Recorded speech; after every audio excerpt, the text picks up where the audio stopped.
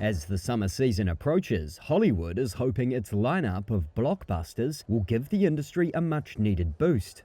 Ticket sales in the United States and Canada are running 11% behind the same point last year, according to ComScore data, and remain below pre-pandemic levels. Here's ComScore's senior movie analyst, Paul DeGarabedian. You're literally in that 18 weeks of summer, that accounts for 40% of the domestic full-year box office.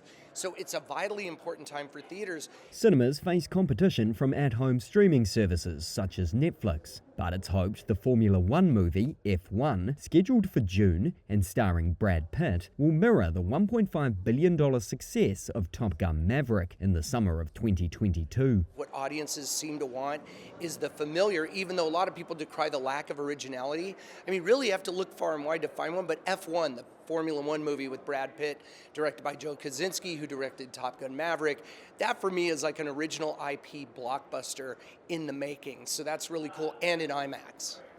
This team can be the heroes. Walt Disney's Marvel Studios' Thunderbolts, starring Florence Pugh, will kick off the season in May, and Marvel will follow up with the Fantastic Four First Steps in July.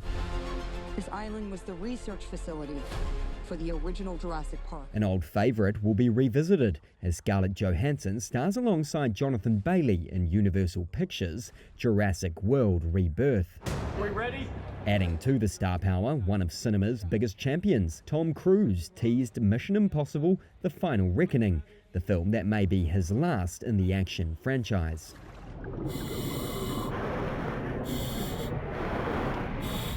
We gotta rescue Papa! Family films have been some of the top performers in recent years, with a new Smurfs and a live-action remake of How to Train Your Dragon set to take to screens. Cinema operators welcomed the full schedule after disruptions from the pandemic and the 2023 Hollywood strikes. However, Republican US President Donald Trump's tariffs have sparked fears of a global economic downturn and could prove a challenge, as CEO of Cinema United Michael O'Leary explains. We're an industry which thrives on people having discretionary income. So they will take their discretionary income and they'll go to the movies, they'll go to dinner and they'll go to the movies.